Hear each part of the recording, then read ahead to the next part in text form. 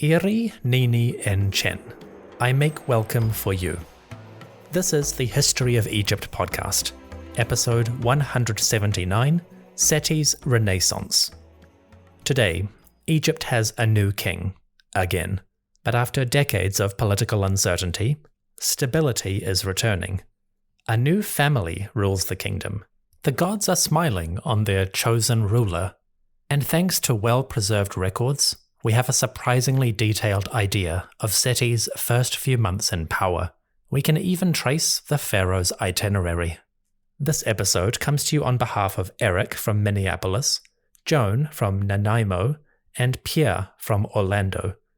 These fine folks made donations to the podcast in late 2022 when I began writing this episode. Pierre, Joan, Eric, thank you kindly. Your support is most appreciated. To everyone listening, thank you for joining me. Come, let us embark on a royal renaissance.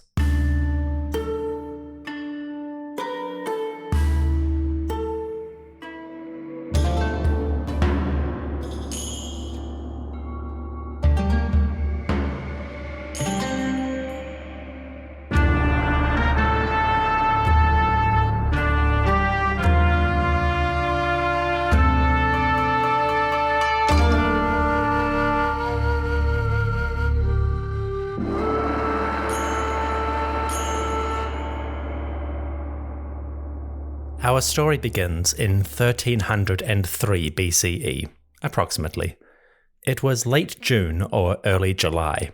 In the Egyptian calendar, this was the third month of Shemu, the harvest season.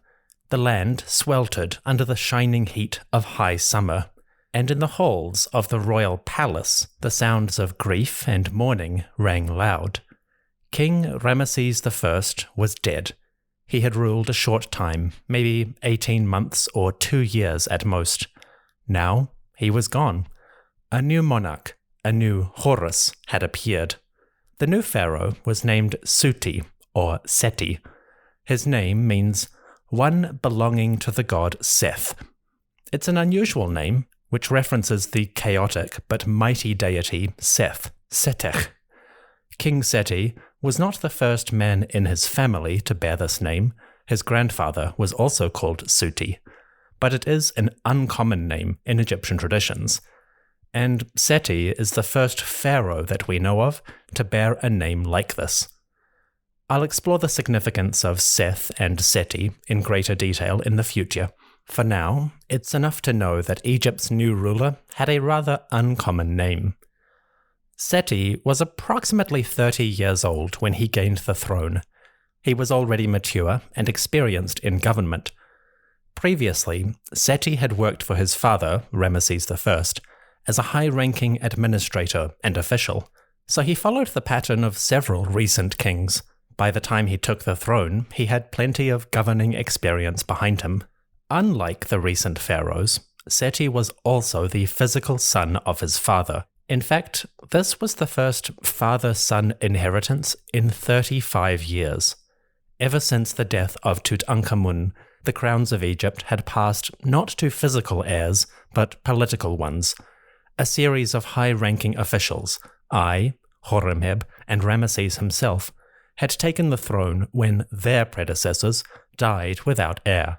Power abhors a vacuum, and in the absence of royal sons, powerful courtiers had seized control.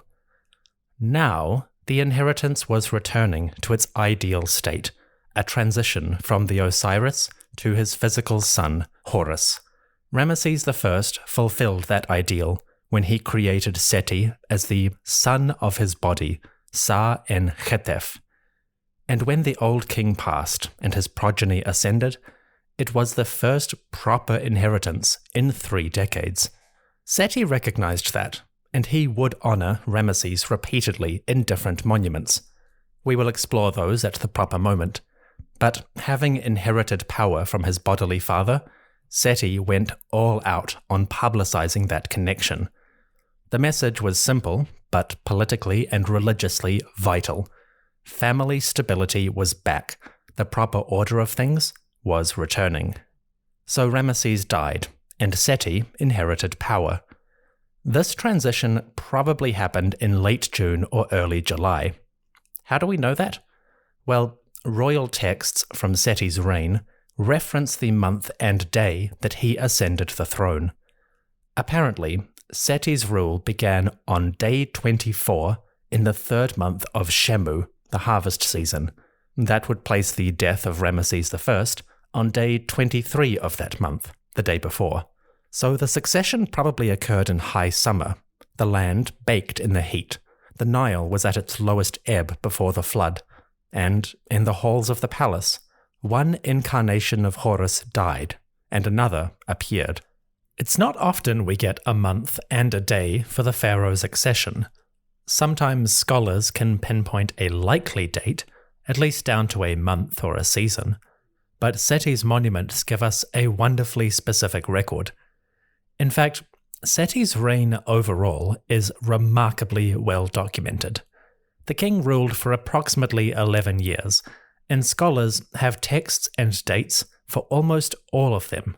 In some cases, we have so many texts that we can even reconstruct the pharaoh's itinerary, his movements through the country on a month-to-month basis. The start of Seti's reign is one of those periods. From the first 12 months of his rule, scholars have identified a series of texts that record the king's presence and deeds. Some of these are vague, just year 1 with no specific date. Others are incredibly specific, down to the month and day.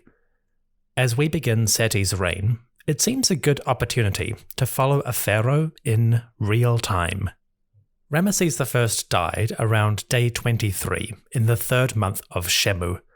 At this moment, Seti, as the crown prince, was probably residing in the city of Memphis, Men-Nefer or Hikupeta. I'll explain how we know that in just a moment. But if Seti was in Memphis, he may have been attending to his father, or conducting royal administration. Either way, the news came. Ramesses I had died. Seti was king. Seti would mourn his father's passing, and he would oversee his burial. When Ramesses died, his body would go to the embalming houses. Priests and physicians would remove the organs, rub the limbs with oils, and immerse the whole body in a bath of natron salt. The corpse would lie in its bath for about 40 days, or 4 weeks in the Egyptian calendar. In total, the mummification could take as much as 70 days, or 7 weeks, or even longer in some cases. The science of mummification varies wildly from period to period, and even ruler to ruler. Fortunately, we are now entering a historical era where information about mummification becomes more common and far more detailed. So pretty soon we'll get to dive deeper and deeper into that science. For now, let's assume that Ramesses I underwent a standard embalming. His body might take approximately 70 days, 7 Egyptian weeks, to be prepared. That gave Seti at least 2 months before he would conduct the funeral and then celebrate his coronation. He could not announce his appearance as the pharaoh before the burial of his father.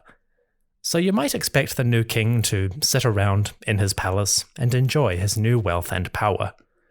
But Seti was made of different stuff. From our records, he seems to have been quite busy in the first few months. The first record of Seti's reign comes from the south.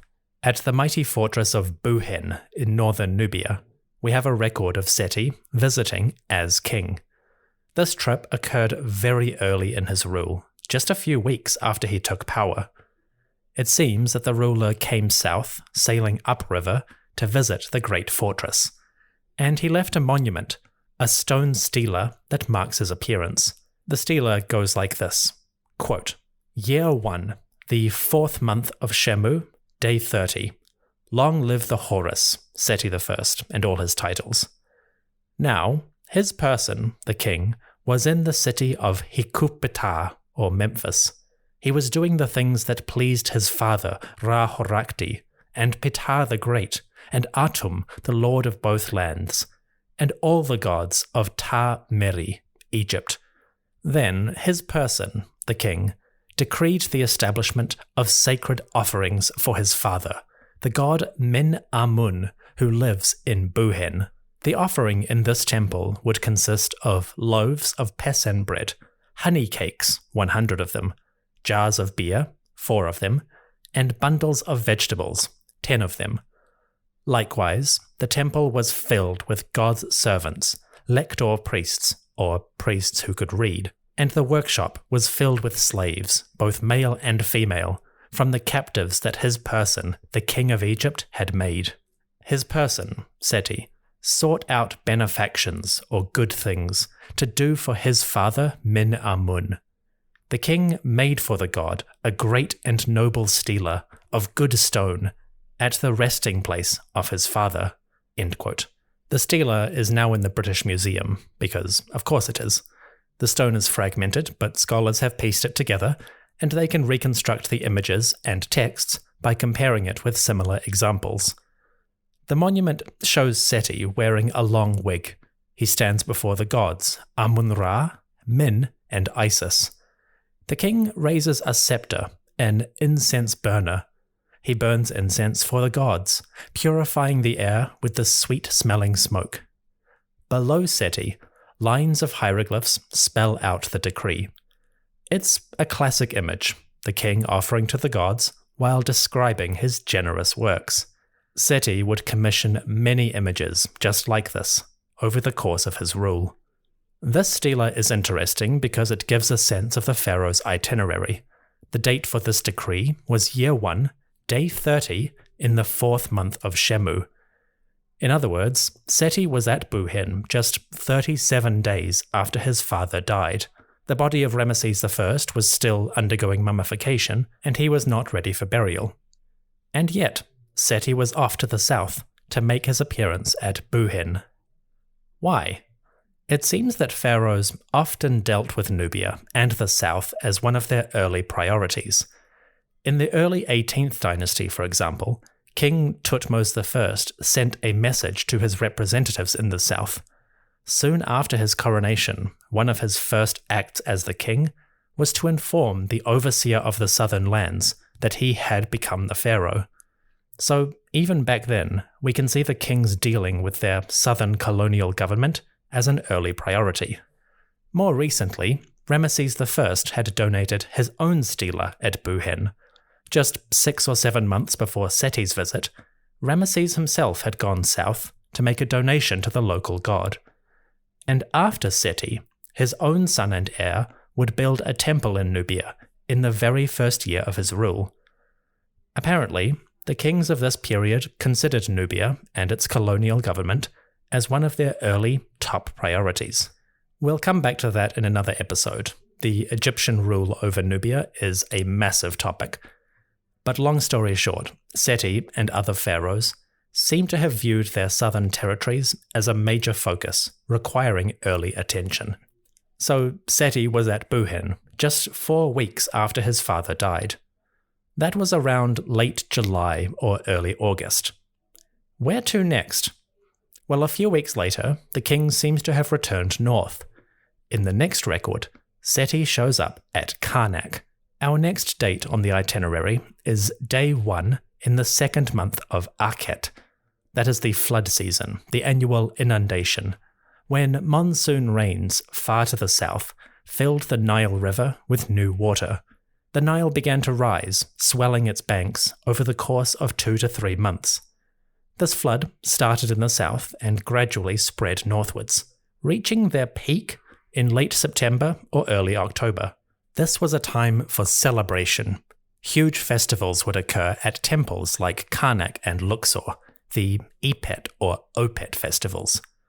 As the flood waters rose, Egyptians of all ranks would celebrate the coming of new life. This, roughly speaking, is the context in which Seti came to Karnak. The king was at Buhen, far to the south, in month 4 of Shemu. Then, about 30 days later, he was back in the north, visiting Karnak itself. We know that thanks to a stela erected at the Great Temple. Seti commissioned a lavish stone monument to adorn Karnak's house. This time, the stela is in Cairo Museum. It is white, made of travertine or alabaster, and I'll talk about it more in the Patreon epilogue. The stela itself is mostly tangential. What's important here is the date. Seti commissioned the stela on day 1 in the 2nd month of Akhet. That puts him at Karnak just as the flood season was ramping up. Working backwards from that, we could guess something about his movements. The next part is speculative, but I have a notion. Seti was at Karnak in early Akhet, the flood season. A month earlier, he was in Buhen to the south. So there's a decent chance that the king sailed north from Buhen to Karnak just as the flood was truly beginning. The floodwaters would come from the south, and they would gradually lift the river upwards as they travelled north. So as Seti boarded his enormous state barge at Buhen, the waters may have begun to rise. And as he travelled northwards, the flood may have travelled with him.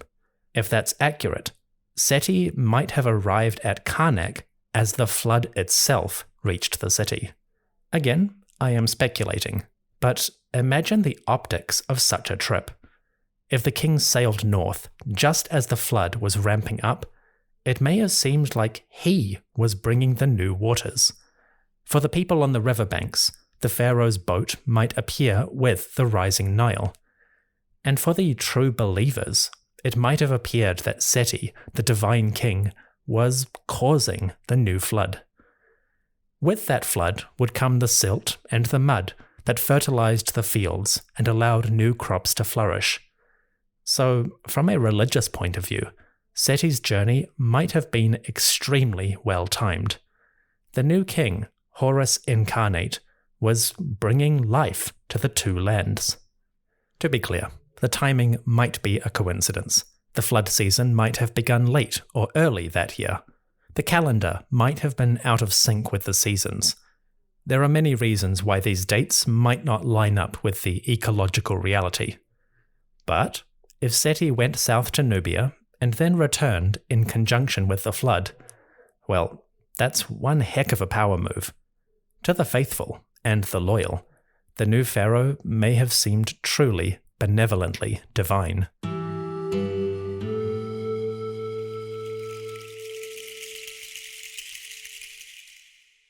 Seti's movements in the first few months of his reign are well documented. Starting at Memphis, or Hikupeta, he travelled south. He went all the way to Buhen in northern Nubia. Then, about 72 days after his father's death, the king returned to Waset, or Thebes. He may have come with the flood at a time of great festivals. This was an auspicious moment. But Seti did not come to Karnak just to show off. He also had work to do. 70+ days after Ramesses I's death, it was time to bury the late king. And then, Seti would need to celebrate his own coronation. That is after the break. See you in a moment.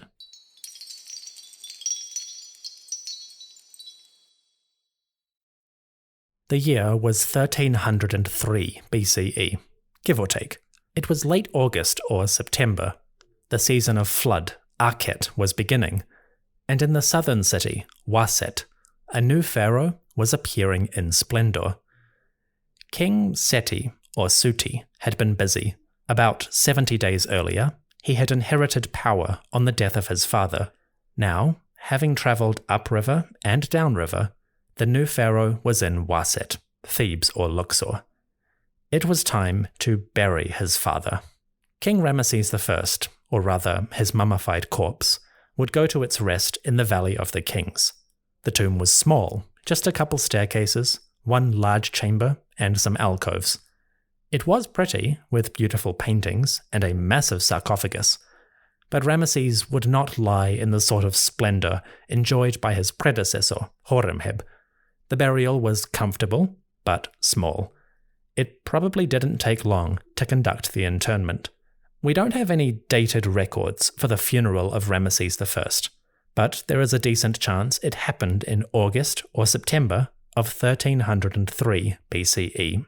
That is just an educated guess, but we know Seti was in the area around that time, and this was approximately 70 days since Ramesses had died. Assuming he underwent a classic embalming lasting about 7 Egyptian weeks, this would be a likely date for the funeral. All we can say for sure is that Seti I probably led the funeral, conducted the rituals, and oversaw the burial of his father. Then, it would be time for his coronation. Seti's coronation ceremony is not recorded in specific detail.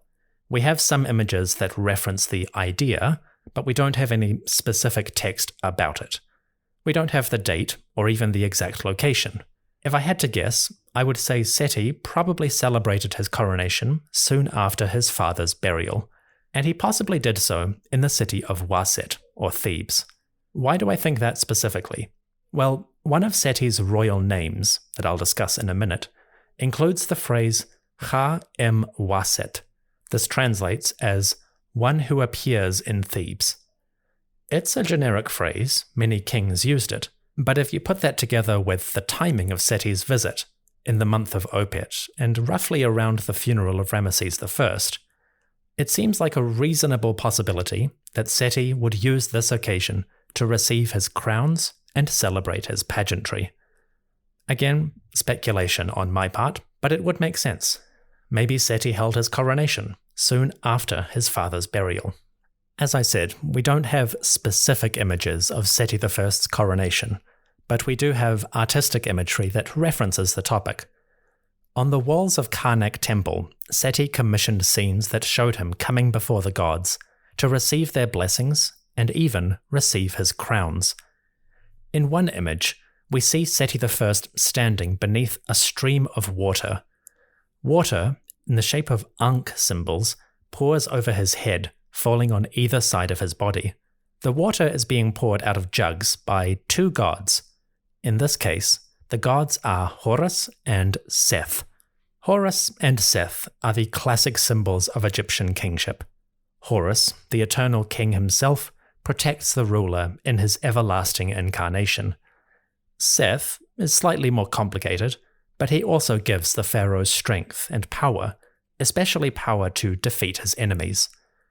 The 2 gods, together, represent a powerful symbol of unity, bringing together the different halves of the world, the desert and the fertile, the north and the south, the sky and the earth. Horus and Seth come together in friendliness to anoint their chosen ruler. Naturally, that ruler is Seti. In another scene, we find Seti approaching the temple of Karnak itself. This time, he is being led by the hand by 2 different gods, Khonsu and Atum. The great deities lead Seti towards Karnak, where he will meet his illustrious father, Amun-Ra, Ra-Horakhti, and all the gods of the great pantheon. Seti wears a long wig with a Uraeus serpent on his forehead. Noticeably, he takes an interesting pose. Many of Seti's images that show him before the gods present Seti as though he is bowing.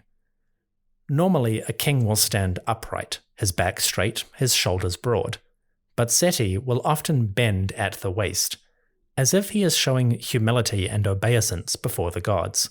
It's an interesting feature, one that is extremely rare in pharaonic imagery. I'll come back to the significance of that when we dive deeper into Seti's temples, but in these scenes, we do find him in this pose of humility and piety. It's an interesting feature. In another scene, we find Seti kneeling before the king of the gods himself.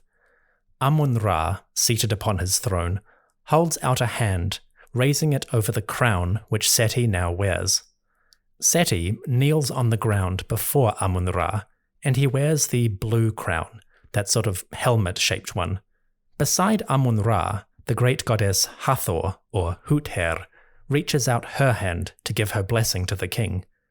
And in front of this group, the great deity Jehuti, or Thoth, holds out a pen to write the names and record the years of Seti's reign. The whole scene conveys a simple but potent message. Seti I is a king chosen and blessed by the gods, and every aspect of his reign, from his image to his names to his longevity, is created by their will. This is classic pharaonic art. The king establishes legitimacy in connection with the gods. He is not a mere mortal. He is not wholly divine.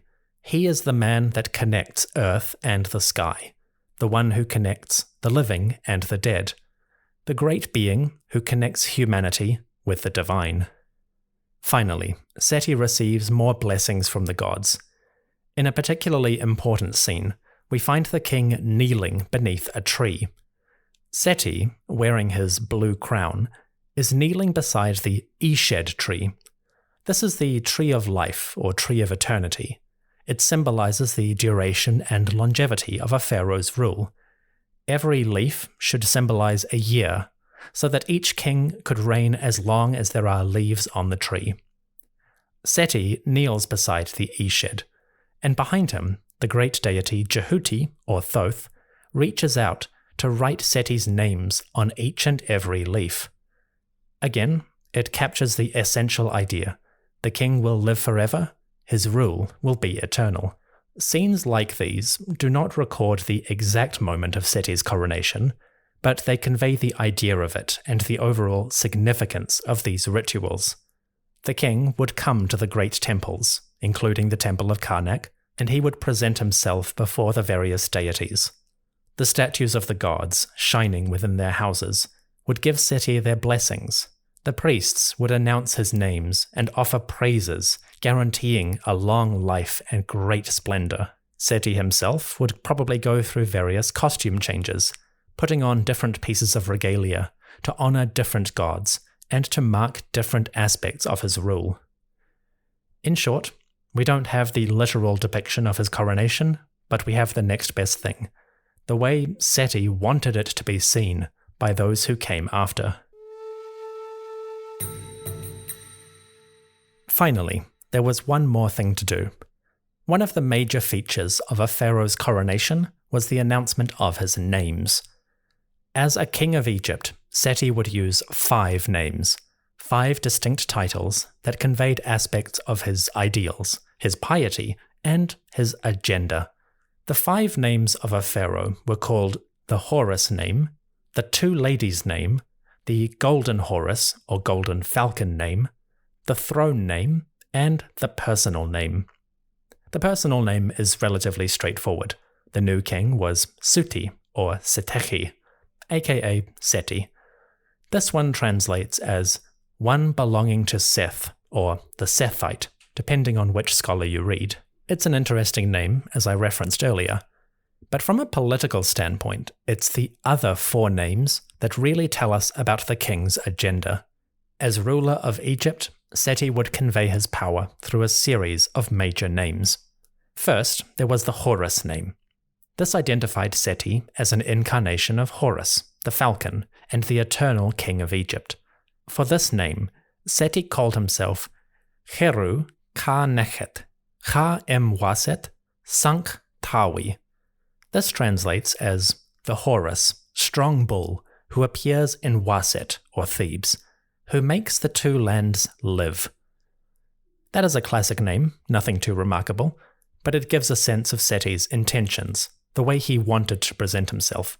From the get-go, Seti intended his subjects to view him as a life-giver, a king who nourished the country and brought fertility to his land.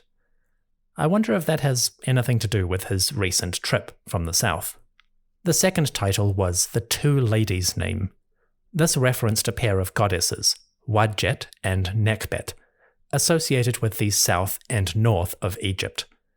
For his 2 ladies' name, Seti would call himself Wechem Mesut, Sekhem Kepesh, Der Pejut 9. This translates as the repeater of births, who repels the 9 bows. This one is intriguing. Seti called himself the repeater of births, or rebirth. Another term for this might be renaissance. Seti presented himself as a kind of renewal, a second coming of the pharaonic idea. It seems that the new king was proclaiming a new beginning for the royal house.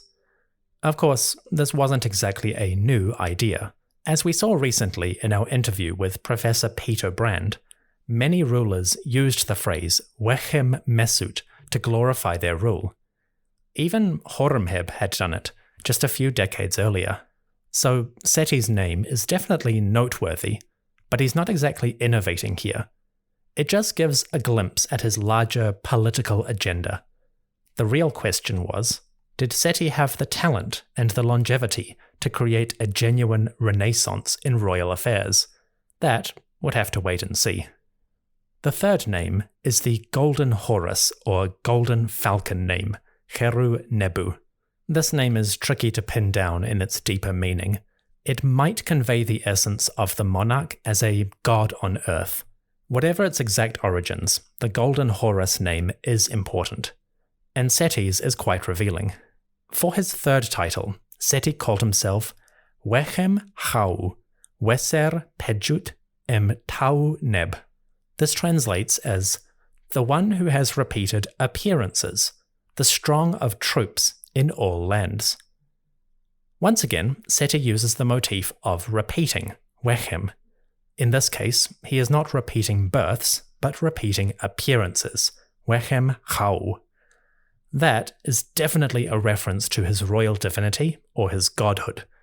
As the new king, Seti was the incarnation of Horus, and Horus was the eternal king, born to rule and ascending the throne over and over again. Horus was continually appearing as each generation passed, so a name like repeating appearances captures that essence. At the same time, Seti called himself strong of troops in all lands. This one seems fairly clear. As crown prince, Seti had led military expeditions. As king, he intended to do the same. The new pharaoh was going to be an active warlord, leading his troops into foreign lands. Finally, we have Seti's throne name. This was the public name by which the gods and foreign rulers would recognize him as pharaoh. Seti's throne name was Men Ma'at Ra, which translates as the established one, belonging to the Ma'at of Ra. Alternatively, you can translate it as the one who establishes the Ma'at of Ra. Throne names are quite hard to translate. They might describe the king's piety and service to the god, or they might describe the god's favor and generosity to the king. Or they might convey both. Different scholars translate the throne name differently, depending on their own personal assessment of these relationships. So it's not clear if a throne name like Men Ma'at Ra benefited Seti or Ra, or both.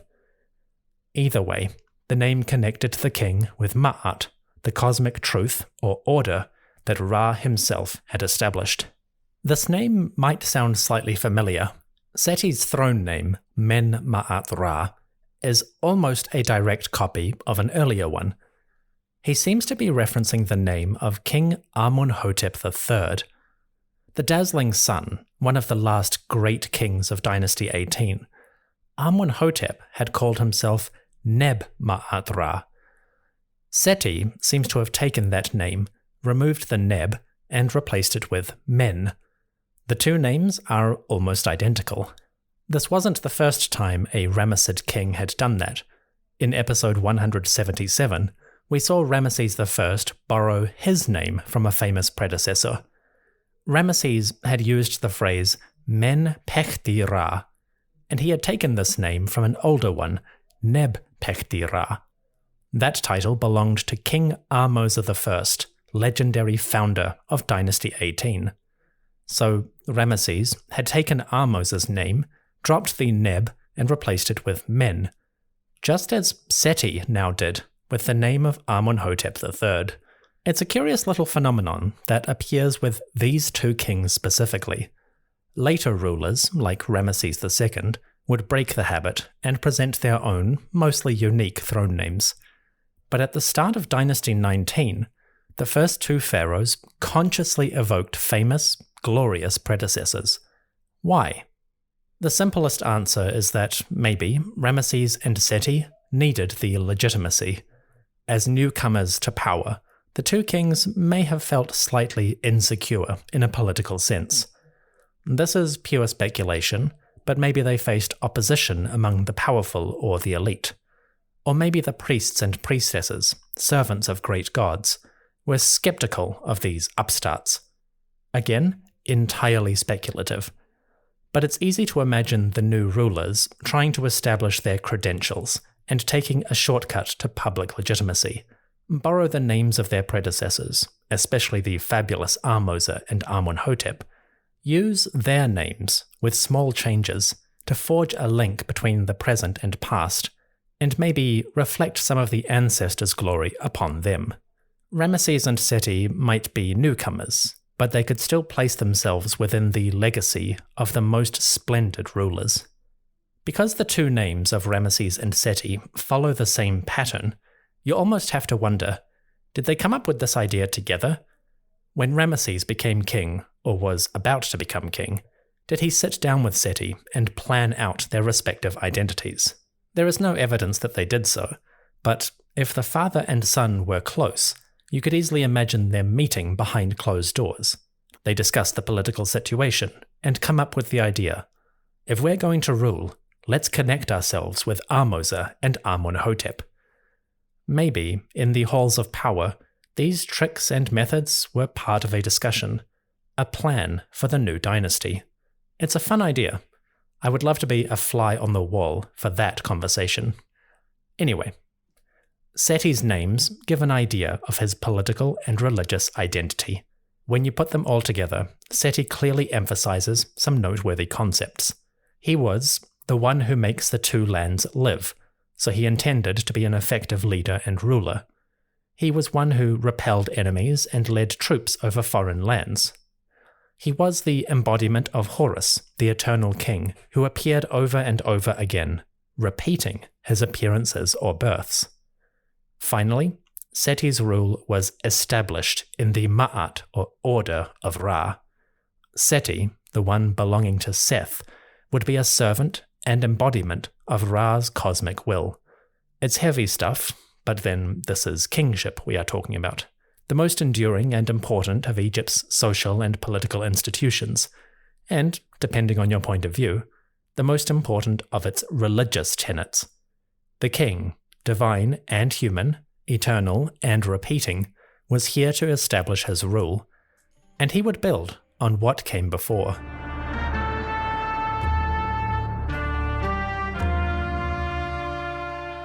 In 1303 BCE, Egypt got a new king, again.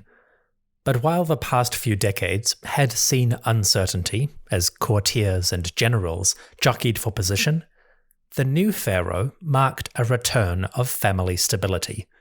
Seti, belonging to Seth, had inherited from his bodily father, the Osiris Ramesses.